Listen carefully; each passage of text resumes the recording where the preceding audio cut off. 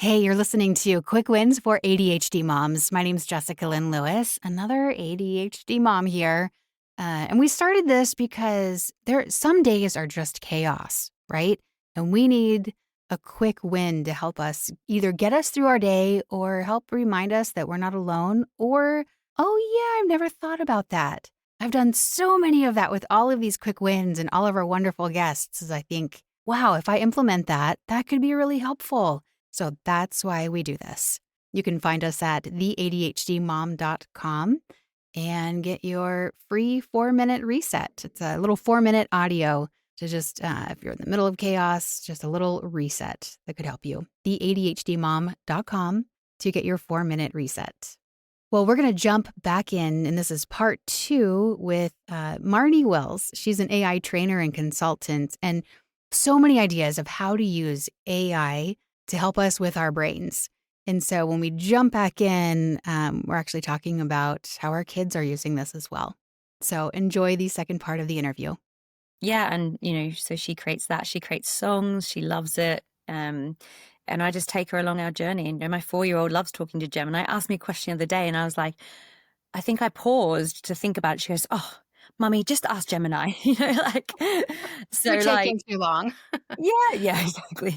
So yeah, those are 3 things for me about being a responsible user of AI. We can't run away from it. It's not always going to be pretty. There's massive change, but Yeah. it's your perception of something, right? It's how you want to view it and how you want to experience something. And for me and my family, we want to see this as a positive thing for us humans, and we want to try and amplify ourselves as much as we can. So yeah. Yeah. I love that. And that, again, you're bringing your girls with you and you're learning. How do you balance do you take time off just to go explore, without AI and have your girls learning without the use of that? How do you Oh, balance, going all in or like, okay, we're not going to ask AI that now. See if you can go figure it out on your yeah. own, I mean, yeah. yeah, we do journaling. We do a lot of journaling. So no AI Oh, that's great. required, just lots of, we'll just think of a question and ask each other a question and we all write it down. My little one just does a little scribble, right? Sure. So yeah, we do little journaling. We love sport and we love board games as well. Like absolutely love weekend board games, especially in the winter. Whew, getting cold where I am. Same here. It's getting very dark. It's very cold at 5 o'clock, and the Yeah. kids.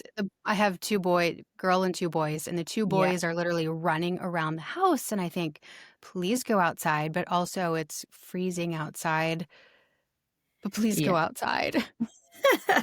This is just crazy inside all the time. Yeah, Yeah, I know the the board energy games. changes when they're inside and It yeah, does. yeah, Yeah, big time.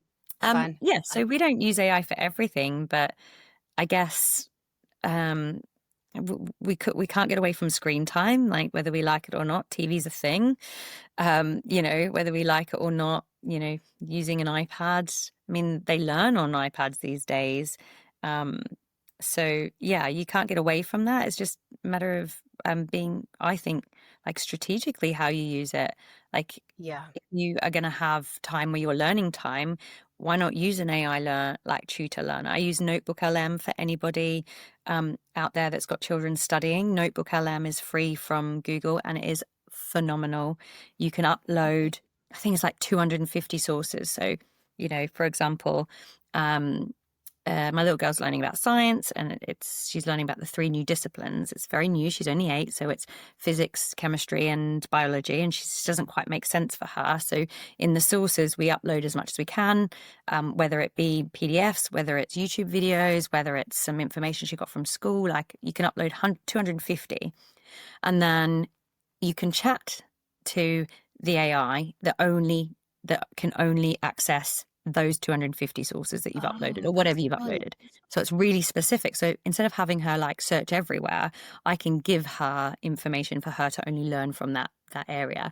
And then they've got Studio, which is the ability to create things. So you can create a podcast, you can create a interactive like video. You can create quiz cards and study guides and reports, and all from those sources. So anyone, yeah, with children that needs to learn, or even yourself, like really inquisitive about something Mhm. in particular, like having AI help you along your journey is amazing. Because for me, I will learn from those quiz cards or like visual. But other people might learn from hearing it, or they might want to read a Mhm. report, or, for me, I also like to, I know I learn, and you mentioned this already, linking it to the real world. So for me, if it was something on, like biology, I don't know, of something to do with photosynthesis, say, you know, I would need that. I would not be able to remember anything unless I could put it to a real world example. Like Yeah. that's just how my brain works. So Yeah. in order to learn, and that's the great thing about using AI, is you can meet children or students or pupils or even yourself where you're at. Where are you at with what you know already? And then Yeah. what do you need to know, like fill that gap? And I think, yeah, Notebook LM is absolutely amazing. But to answer your original question, Jessica, I got off topic there. It's Oh, I not love, yeah. Oh, go off it's, topic. I it's love not it. like us at all, is it? We um never do that. At least I Never. remembered the question. We I was definitely impressed, actually. Back to your original question, I'd be like, "I don't remember my original question." we definitely unplug it. It's not like we do AI instead of, like, as well as, or instead of. It's just we use it when we, instead of doing something the old way, we do it the new way, because it is the new Yeah. way. You know. Well, and I say that because I feel like as a mom, I'm like, okay, no screen time, or you get like 1 hour after school, and that's it for your screen time. So instead of that, I think maybe, maybe an hour to just decompress, watch your favorite show, watch your favorite YouTube channel that's approved. Um, and then, yes, you can have more screen time, but let's be strategic about it. And here are the different ways you can use it. I think it's hard because, let the kids go on the computer, and I've got a little bit older kids now, so they probably know how to use the computer better than I do. And so they can go on and do what they're supposed to be doing, but then they can like switch really quick to back to their show. So trying to figure out how to manage, not that I want to control them, because how they use their time is, I want them to be accountable. Um, but there's consequences to their choices, but also Mm, allow them more screen time to be able to be curious and explore, but not explore the whole internet and what the internet. yeah, I have two food for thought concepts for you. Please, Number yes. number one would be, what if we changed our mindset around screen time or using AI, um, or even social media? What if we changed it from being a consumer to being a builder? Because, and the Mm, reason it come to my brain is I was doing it again, like I said earlier, talk this morning. It was called Become an AI Officer of Your Business. But what I talk about is moving from using AI to building with AI. And I mm, think this concept's the same. Like, instead of watching TV, can you create something with that? Instead of watching YouTube, what can you create? And can we use AI to create that? And I just think, like, if I could turn back time and I was 15 right now, I think my entrepreneurial brain would be in overdrive. Yeah, and the ability to be all those ideas I had as a 15-year-old working in a cake store, and then I was doing some swim teaching. I was doing, like, I just think, gosh, if I had AI to create with back then and to be creative, and that creativity could be creating images, creating songs, could be writing copy, it could be creating a business idea, it could be creating a budget, like that whole creativity that I feel like was dumbed down when I was a kid because I wasn't academically learning, I wasn't rote learning. Like all of yeah. that was so dulled down in my life. I just think, gosh, the children now, if we can enable them and create the environment and almost inspire them, I think what they could create for themselves to enjoy would be phenomenal. Like if you've got a child that loves Oh, gaming, they could create their own game yeah. and share it with their friends. Minecraft. Yeah, honestly, they could. Minecraft is huge. Yeah. Yeah, go to Google AI, Google.ai Studio, free, press build, tell to say what you want to build, and you can build it. And like, I just think that is phenomenal. So two food, like that's my first food for thought was, can we move from like using and consuming and using AI to building and Build. creating? And the second thing is, will we have screens in 10 years' time? Will screen time not even be a thing? Will we all Like, just be what screen talking? time? Yeah. Yeah. Wow. Just some Mom, you're more so thought. old. Screen time. Yeah. Yeah, that's funny. Going from consuming to building and teaching our kids that right now, as moms, as parents, I think it's fascinating because they're the ones who are going to be the next leaders.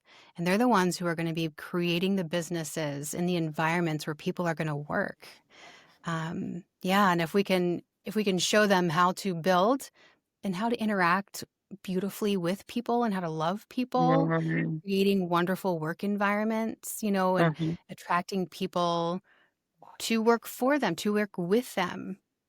Um, it's a whole different business world coming up. Yeah. And I do honestly think that, I don't know about you, but I struggle to feel present. My brain Always. often, yeah, so much going on, so Always. much to Like I think want to, about. and I'm Same. looking at my son and he's talking and he's telling me the story and I'm like I'm staring at him, but my brain is like, oop, what's that? And it's just, okay, focus, refocus, refocus, refocus. It's so Yeah, hard. 100%. And I think for our brains, the way they work, all of the technology and the hustle and the constantly go, go, go has almost exaggerated those traits. And Yes. I do think that when we get to a point, I don't think we're there yet, but I think, 3 to 5 years, when we get to the point where we will have what is known as agentic workflows, so agents being able to do things for you, and you'll almost just be managing agents instead of managing a to-do list of all the things you've got to do.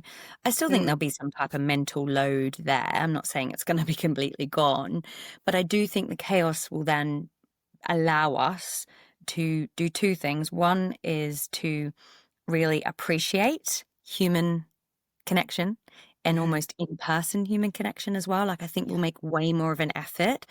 And I think, well, I'm only speaking for myself, but sometimes I don't make an effort because I'm so damn exhausted mentally. Mhm. So then I think, oh gosh, I just can't be bothered showing up and, I say all um, the time, I cannot people. I am peopled out. yeah, but Yeah. isn't that sad? And I don't mean that Yeah. horribly, but isn't that sad that we mentally can't take that? And I do think that because of AI, we will get to a point where we will really, really thrive on more human to human connection. And I think we Right. will be able to have like relationships where we're present. Yes. I And love I that. can't even imagine, but I do honestly believe that's where we're heading.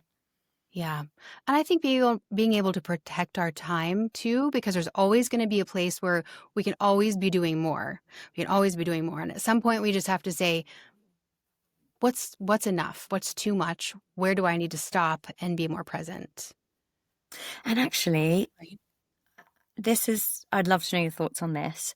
I know a couple of years ago, I was in a really good place with all my businesses. My little one was really little, everything was going really well. And I almost thought, I'm just going to enjoy, the fruits of my Yeah. labor. But I spiraled into some type of depression almost Mm-hmm. because I didn't feel purposeful. And Mm-hmm. I wasn't used to like, why wasn't I grinding or why wasn't I hustling or why wasn't I going from here to there? Why didn't I look busy all the time? Why did I look like life was so easy? You know? And it took, yeah. So my thoughts to you Yeah. are actually, now that you've said that, I know that is coming. I honestly believe that's coming. But am I ready for it? And how will I deal with slowing down, being more present, having not feeling like I need to be in the grind because we're using artificial intelligence to do a lot of things for us that we used to have to do manually and even Yeah. thinking wise. Like, gosh, how will I actually cope with that? What do you do with all the white space? Yeah. Well, I Oh, think it's interesting because where do you find purpose? Do you mm, find purpose in the work and the effort that you do and the accomplishments? That's where I struggle. I have found, I'm a mm, workaholic. I have found that I also do the same thing. I call it like a thunderclap. Like it's like the clap of thunder, and then there's the space before, Mm. or the lightning clap, I guess, and then the thunder. You're just I giving should me look that shivers up. because Right? And then you have this moment where everything freezes and you question, what is my purpose? I'm not doing something because doing something is my purpose, but is doing something my purpose? No, being. So learning how to be. And it's so uncomfortable. I can tell right Mhm. now. Yeah, You're so I'm uncomfortable squirming. in that. Yeah, and I get goosebumps because I'm like, I don't want to be, because I find so much purpose in doing something. Same. So, but being uncomfortable is where we grow and we learn. And so we can do it little bit by little bit and learn how to just be. And so a lot of people are like, have you tried yoga? I'm like, no, it's too slow. But like forcing yourself to just do something slower or drive the speed limit or like do something at a normal person's pace, like just challenge yourself. Can I do this at a normal pace? Yeah, Yeah. it's uncomfortable and it's hard, but like it's like a muscle. I think your brain learns it. Makes those, the more you do it, those neurons get stronger and make those connections. Yeah. But yeah, no, I love your question because that's hard, and that's 100% what I struggle with too, is Mm, if I'm doing something, what's my purpose? And as a mm. mom, you don't have to worry about that really because you're always busy. Yeah, yeah, yeah. If there's something you if there's something you need to think about, your brain will find it. Like Hmm. it's almost hard to not think about something you've got coming up or something you've got to organize for one of the children or the family or something you promised your friend or family member. Hmm. Like there is always something that you can do. Yeah. Yeah. Right. And so to not to fill every single moment is really hard, but it's so important because you don't want to get to the end of your life and go, where was I? Mm, You mm. know? Yeah, I love that. I've got obviously, as you know, I have 28 AI assistants. I also have an accountability AI assistant, and I've talked a lot with my AI about the gaps and gains mindset. I was so big on like the gaps. Oh, here's where I am, that's where I want to be, and like I Yeah. haven't quite hit it there. And so now Yeah. my reflection and my accountability is the gains. What have I gained? Um, and a lot of it has the gains have been around stopping and reflecting. So that is a gain for me to Yes. stop and reflect. But what you just said about the white space and um, just stopping and doing nothing, I'm going to be adding that into my accountability check-in with my AI, I Yeah. think. Yeah. Do nothing. And you feel bad protecting that time because it's a free space that you could book somebody. You could do a podcast. You could take on that client or ask questions to get ahead somewhere else. But it's not really getting you ahead if you're not being present and learning how to be present in the moment. And I think that Mm, that white space will give back so much more than anything else. mm. I think the Doesn't thing that look will, like it. It doesn't look like yeah, it. Doesn't feel like it, but being purposeful about that. And I think too, finding out, what is it that you really value? yeah, yeah. What I think I have had a little think about it as well, and I thought, gosh, I cannot wait to have more time to volunteer my time, or I can't wait to Yeah. have more time to do something for a charity, or maybe even start my own charity. Like I definitely know there's definitely things that I will be able to do with my time, but then it comes back to the whole point of making sure that you do have time to just be as well. But then I guess I feel so purposeful when I'm creating something or creating an opportunity Yeah. for myself or someone else. Oh gosh, deep, It, deep it's such a questions. it is, and it's such a fine balance, and it's very nuanced. And it's going to be different, I think, for everybody else because we attach our value to different things. You know, Mm, I attach my value to work. I find purpose in work. I attach my value there. Someone might attach their value to being a perfectionist and being right all the time, right? mm, Somebody else might attach that to the knowledge that they know. I am who I mm, am because of what I know. No, you Mm, are who you are because you are. mm, Nothing else. Just strip that ego part of you out. yeah.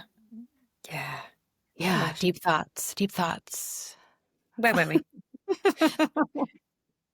That's quite the rabbit trail. Well, let's bring it back here. And I know I appreciate your time, and I want to respect your time, so you can have some white space.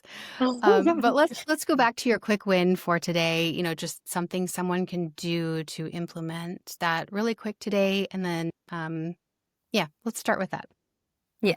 So I definitely mentioned Gemini and Perplexity. So definitely quick win with that. But I think the next level, if you haven't already, would be to create your first custom AI assistant. So if you're on ChatGPT, you just go to projects. And you create yourself a project. My thought would be your own personal assistant. Upload some knowledge base, ask the AI to create instructions for you, and then add the instructions, and you should have your first AI. Oh, too many letters. AIPA, AI personal assistant. AIP. Eventually, you'll just be saying IAP. You're Yeah, fine. You know what? yeah, Do you name it? I have a name. I use ChatGPT a lot. I call it my yeah. muse. Do you have a Ah, name for your interesting. personal assistant? I don't. I've got a client though who calls ChatGPT Margot. She's an interior designer. She's really fun to work with, and Yeah. she calls her AI assistants. So those projects, she calls them Mini Margot. So she's That's got funny. she does some mood boards, and Hmm. ChatGPT is not quite there with image generation really. So Okay. the agentic flow is not quite there, but it does a lot of the ideation, and then we've built her um, app in Google actually. So we built her a platform to actually create the mood boards, but she ideates in her Mini Margot mood board, Mini Margot mood board, I think she calls it. Mood board Mini Margot or something like that. So yeah, she calls her projects, her assistants Mini That's how we Margos. remember. That's how we remember things. I know, yeah. No, I don't have any names Yeah. for mine because I think I use so many. So, it is my job to use, it's my job to use them. Like I have Gen Spark and Menace and Gamma and Perplexity and Gemini and Claude and Grok and You ChatGPT. So have it all. it's my job to do that. So I don't think I could, I think I would forget them if I had to name them all something different. Right. Yeah. Oh, that's good. Well, you have so much. I was looking at your website. You have so much information, different things that people can interact with. They can work directly with you. So, what is the best way for someone to find you, to reach out to you? I actually love LinkedIn. Yeah. Doesn't feel like an overwhelming social media platform at the moment. So LinkedIn, if you want to search for me, Marnie Wills. Otherwise, Instagram is Business with AI Strategist. Yeah, I can find anywhere. We'll 100% reply. It will be me and no agent, I promise. Um, and happy to have a conversation with anyone who wants to explore AI more for life and or business. Perfect. I will link to those below. Did you have a website too? I feel like I was. Yeah, you Yep. So do. it's Okay, but yeah. yeah, go ahead and give that too. Yeah, so it's businesswithaistrategist.com.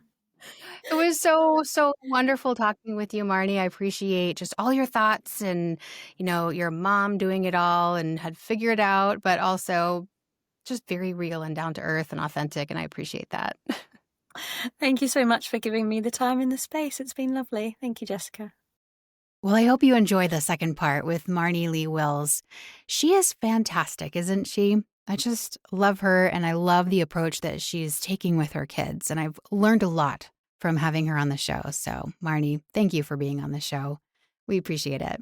We'll go to the ADHDmom.com and we have a 4-minute reset for you to download. I know sometimes we just get in the middle of chaos and we need 4 minutes to reset. So it's an audio file that you can download for free at theadhdmom.com. We'll go and have a wonderful week. I'll see you next time.